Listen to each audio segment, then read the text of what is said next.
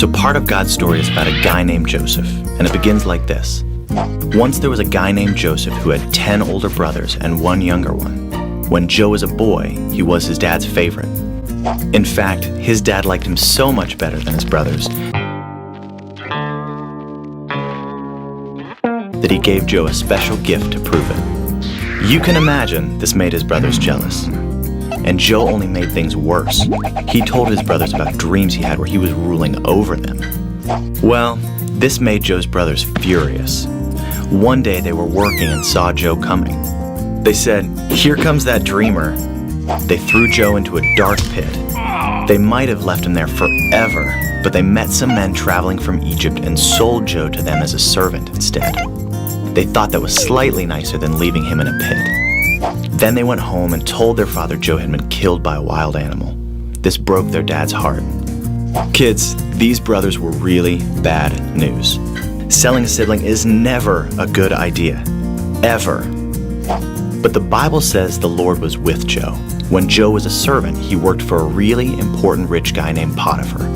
And Potiphar liked Joe so much, he put him in charge of the whole house. Joe was happy until one day he was blamed for something he didn't do. Potiphar sent him straight to jail. Well, God was still with Joe, even in prison. The guard decided he liked Joe so much, he put him in charge of all the other prisoners. Then God gave Joe special knowledge about dreams. When two prisoners had dreams, Joe knew what they meant, so he told them.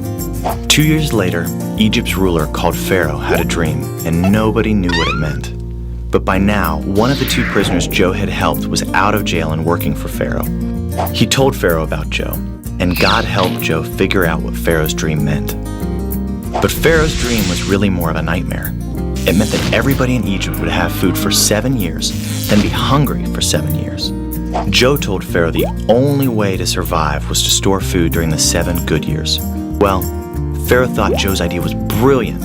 He put him in charge. During the 7 hungry years, nobody could eat without getting food from Joe. He was like a human vending machine. Well, remember how Joe had 11 brothers? Like everybody else, they had to get food from Joe. And when they came, they didn't even recognize their brother. But Joe knew who they were. He secretly tested them to see if they changed. After all, they did throw him in a pit and sell him. Finally, he couldn't hide who he was from his brothers anymore. He told everyone to leave the room because he was about to cry. After sobbing for a few minutes, he told them, "I'm your brother Joseph. I'm the one you sold." The brothers couldn't believe it. They had hurt Joe, but God had taken care of him during the good times and the bad. Even with everything they had done to Joe, he forgave them because he was willing to follow God, even when it was hard.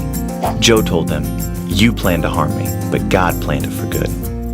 And God used Joe to save many lives, including the family that was part of God's special rescue plan. And that's the story of Joseph. So in case you missed it, here's the quick version. Joe was his dad's favorite. His brothers sold him. Potiphar put Joe in charge. Joe was sent to jail. The guard put Joe in charge. Pharaoh had a bad dream. Joe told him what it meant. Pharaoh put Joe in charge. Joe's brothers had to come to him for food. Joe forgave them. This was part of God's rescue plan.